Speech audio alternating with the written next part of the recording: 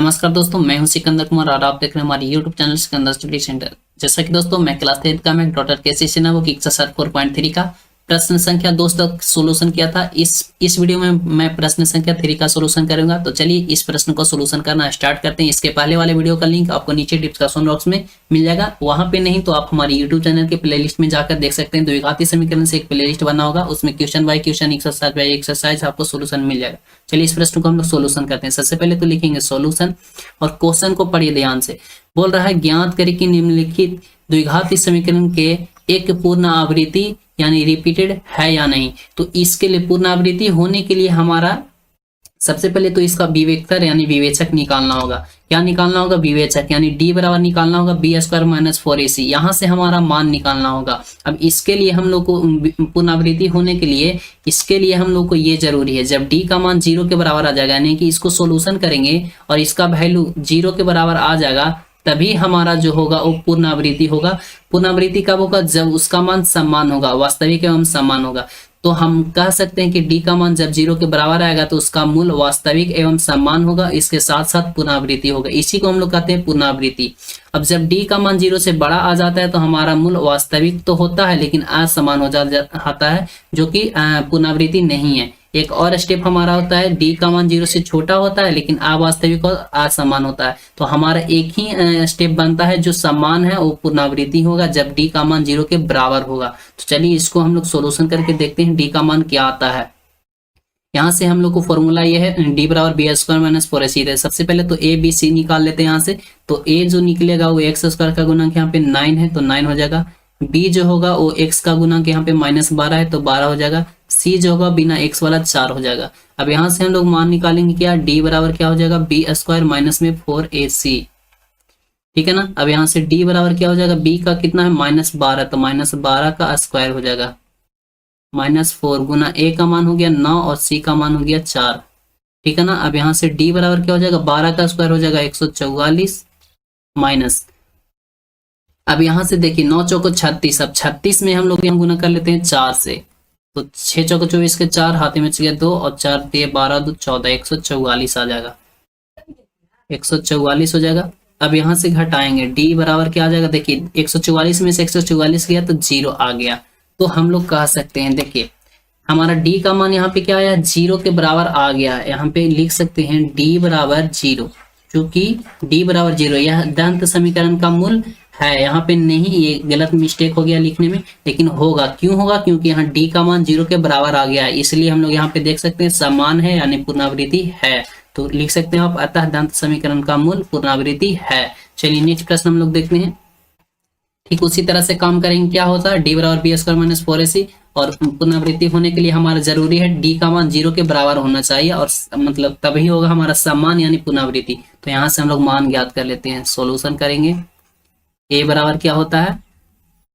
a जो हमारा यहाँ से मान निकलेगा 1, और b जो निकलेगा वो यहाँ से -6, और c जो निकलेगा यहाँ पे 6। यहाँ से हम लोग फॉर्मूला लगाएंगे, d बराबर क्या निकलेगा? b² - 4ac।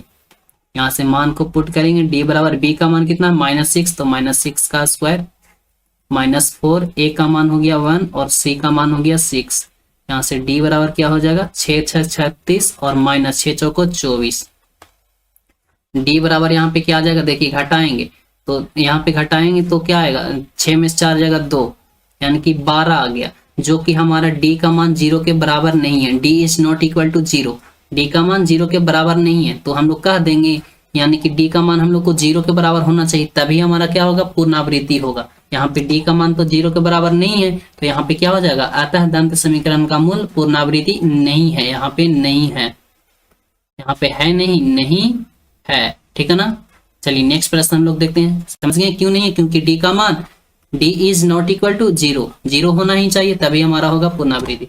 चलिए नेक्स्ट प्रश्न हम लोग देखते हैं। बिल्कुल इसमें भी वही स्टेप काम करेगा, वही तीनों स्टेप रहेगा। इसमें हमारा d का मान 0 के बराबर आना चाहिए, तभी हमारा वास्तविक और समान होगा यानी पुनरावृत्ति होगा। ठीक है, इसको सोल्यूशन कीजिए। यहाँ से सोल्यूशन करेंगे तो a का मान क्या हो जाएगा? a बराबर क्या है? 9, b बराबर क्या है? 4, c बराबर क्या है? 6। ठीक है ना। अब यहाँ से क्या होगा? d बराबर b² - 4ac। अब d बराबर क्या हो जाएगा? बी का कितना है 4, 4 का स्क्वायर 4, ए का मान 9 और सी का मान 6।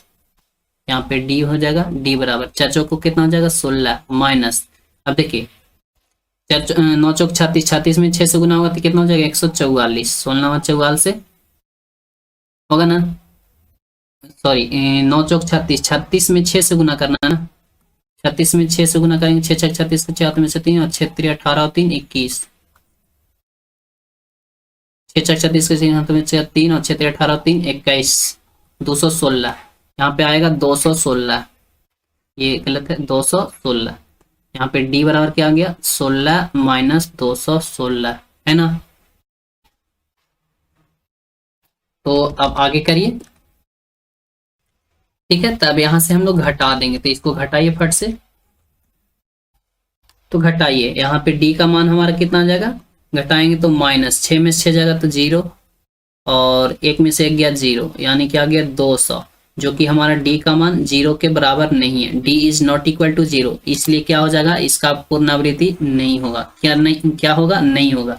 अतः दंत समीकरण का मूल पुनरावृत्ति नहीं है। क्यों नहीं है, क्योंकि यहाँ पे डी का जो वैल्यू आया है वो हमारा 0 के बराबर नहीं है, हमारा आना चाहिए डी का मान 0, ठीक है। चलिए नेक्स्ट देखते हैं 4 में, इसमें भी बिल्कुल वही 3 स्टेप काम करेगा। यहाँ से सॉल्यूशन करते हैं, सबसे पहले ए का मान निकालते हैं, तो ए बराबर क्या हो जाएगा 16, बी का मान निकालते हैं तो -40, सी का मान निकालते हैं तो 25, ठीक है। यहाँ से डी बराबर क्या हो जाएगा D square minus 4ac, D हो गया बराबर, बी का मान कितना -40 का स्क्वायर, -40 का स्क्वायर और क्या है प्लस, सॉरी -4, ए का मान कितना है 16, सी का मान कितना है 25। अब इसको सोल्यूशन करते हैं, डी बराबर 40 का स्क्वायर करेंगे तो 40 का स्क्वायर कितना हो जाएगा 1600 माइनस, अब इतना में इतना से गुना कीजिएगा तो आपका 1600 ही आएगा, ठीक है ना। अब डी बराबर आएगा 0, डी का मान यहाँ 0 के बराबर आ गया ना, क्योंकि डी इक्वल टू 0, अतः यह क्या होगा पुनरावृत्ति होगा, क्या होगा, अतः दंत समीकरण का मूल पुनरावृत्ति होगा, यही हो जाएगा हमारा आंसर। क्यों होगा, क्योंकि डी का मान यहाँ पे 0 के बराबर आ गया है। चलिए नेक्स्ट देख लेते हैं, ये लास्ट हमारा है, इसके बाद वाले क्वेश्चन का सॉल्यूशन का लिंक आपको नीचे डिस्क्रिप्शन बॉक्स में मिल जाएगा। चलिए इस प्रश्न को सॉल्यूशन करते हैं, इसमें भी हमारा 3 स्टेप काम करेगा।